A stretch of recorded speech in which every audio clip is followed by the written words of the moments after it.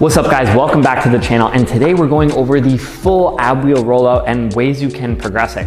Now I actually started filming a little video for Instagram on how to do this. It was like tips in under a minute, but I realized there's a lot more I want to say about this movement and a lot more I want to go through in depth as to how you can actually acquire it. So without further ado, this is what it looks like. Straight legs, protracted scapula, PPT, full all the way up. All the way back in. That's what it looks like. And we're now going to break it down, all its foundational movements, some of the body parts you might want to think about, flexing, contracting, all this stuff as we're doing it. Let's get it.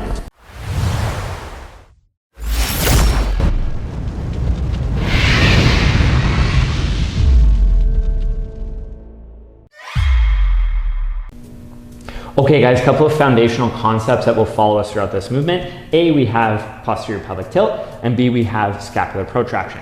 So for a posterior pelvic tilt, if you're not familiar with it, you can put your hands on your hips. From here, you literally want to pelvic thrust forward and squeeze your glutes. Okay, so when we're standing, we're usually standing in anterior, or a lot of us are. So that means there's a little bit of spinal extension here. So by putting your hands on your hips, thrusting forward, squeezing your glutes, that puts us in posterior pelvic tilt. Posterior pelvic tilt, a lot of it has to do with allowing me to bring my rib cage down, tighten my glutes, and flex my anterior core here. So if you just do that, like thrust forward, squeeze your butt, you can definitely feel that you'll get a better contraction in the front part of your abs, which is super crucial as we roll out for this movement. Okay, next up we have scapular protraction, or pushing the shoulder blades forward. This is most common with like handstand push-up, planche work. You guys have probably seen it at some point, but if you haven't, essentially you have your arms this way. If I'm standing on neutral, rounded shoulder blades forward would be protraction. From the back it looks like this. So from here, my arms are up, push them forward, so I'm protracting my scapula. You can look it up a little bit more, but essentially, why we want it for this position is it will reinforce our serratus anterior activation, and then also allow us to keep a little bit more flex, tight core, again, anterior chain, squeezing the glutes. When your PPT and your scapular protraction are together, it will make the body very, very, very strong.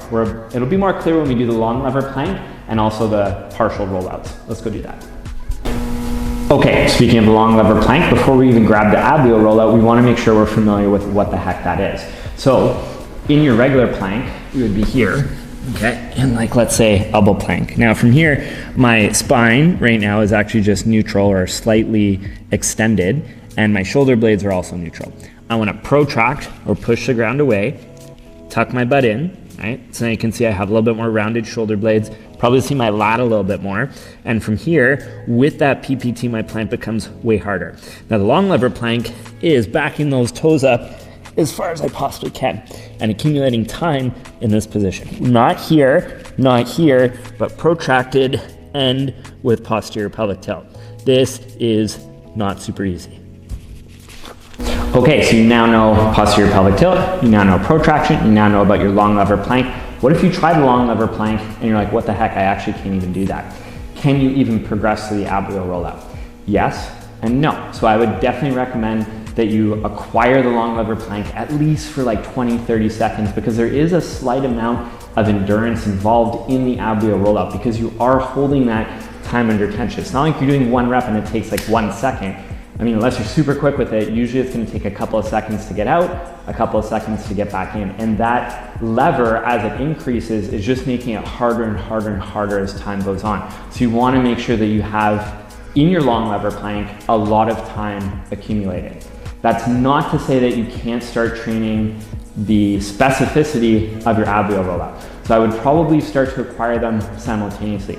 This will be very person dependent, as everything else is.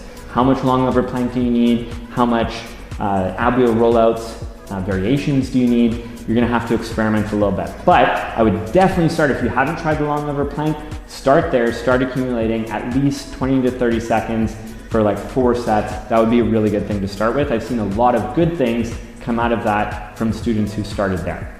Now, we'll go into the partials. So a partial is essentially taking the concepts that we learned. So from here, posterior pelvic tilt, right? So thrust the hips forward, squeeze the glutes. You're gonna protract the shoulders. I'm gonna go out to the first pylon, okay? So let's say, that's totally fine, no issues there. I can keep my positioning. Then I'm gonna go to the second pylon. Then I'm gonna go to the third pylon. Still trying to keep all my positioning. Now, this allows movement to be super, super scalable. So you could do 10 reps here, let's say for endurance, and then go 10 reps over there, and then another 10 reps over there.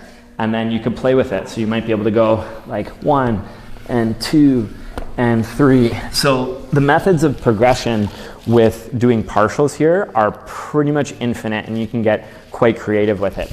I would like to remind everybody that when you're chasing a skill, most of the time if you can't do a lot of reps with it, it's going to fall into a strength issue. So yes, there's a little bit of an endurance element here, but there's a mega strength issue. So sticking with 1 to 5 reps in even just various positions of this might be a little bit more beneficial to you than trying to go for like thousands of them.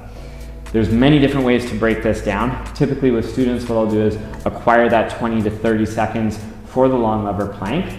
After that has been acquired, then we'll start partial training either on the same day or on a separate day in the same week. So they're doing both simultaneously, where they do very low volume of this. So, and by low volume, like this, right? So 1 partial, 2 partials, 3 partials. So the three of those, right? That equals 1 rep. And we do that for like, let's say 5 reps. Perfect form, completely good PPT, great scapular protraction, making sure we're trying to hit that full lever length with the arms going out. And when those two elements are combined in the same week, or even when student progresses into like, let's say they can do both on the same day, then we'll see really good output and a lot of advancement. I hope that discussion helps a little bit. It's not perfect, but that's a little bit of a way to think about progressing this move. Okay, now the super fun part. At some point in your calisthenics journey, you've probably utilized a band to either get a pull-up, a muscle-up, a planche, or even a warm-up to help assist you. So now we're gonna use it to do full range of motion partials, if that even makes sense, for the full ab wheel rollout. So from here, you're gonna take this band, pop it around the waist, right? And again, the reason why I absolutely love this is it's super scalable. This doesn't have to be a purple band, it could be a red band or light yellow band or a heavy green band, whatever. It just helps you experience the full motion. So from here, I go out for my first partial, make sure I'm protracted, PPT, forward again, and then all the way out for the last one. Boom. Okay? This is really cool because it allows you to see if the other elements, like the long lever plank and your knee partials, are going well. If they are, this can probably start to come down in band level. Now we talked a little bit about strength. Once you're doing about, I would say +5 reps, like of either the full range of motion or those 3 variations that we just showed. So 5 reps for 1 set, and then maybe even for 3 sets of that. And then you can probably take the band down to the next level.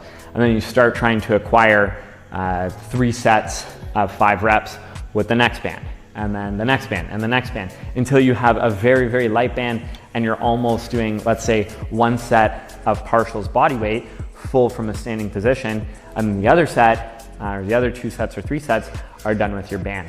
You literally rinse and repeat this until you have the full movement.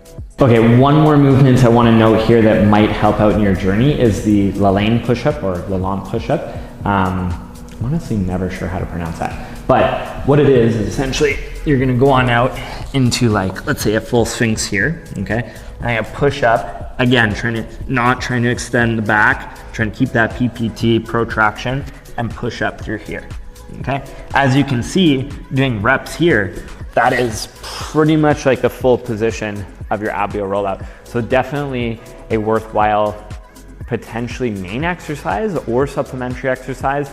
Again, this is going to depend on the person, but it is an element that, like, let's say you're training 2 days a week of the variations we talked about, you could add that in as, like, let's say a burnout or even a core exercise at the end of your 3rd day to help the process.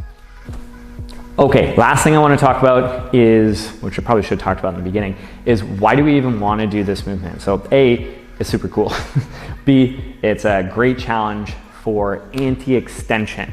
So we talked about, you know, like our PPT and like extending the back, flexing the back.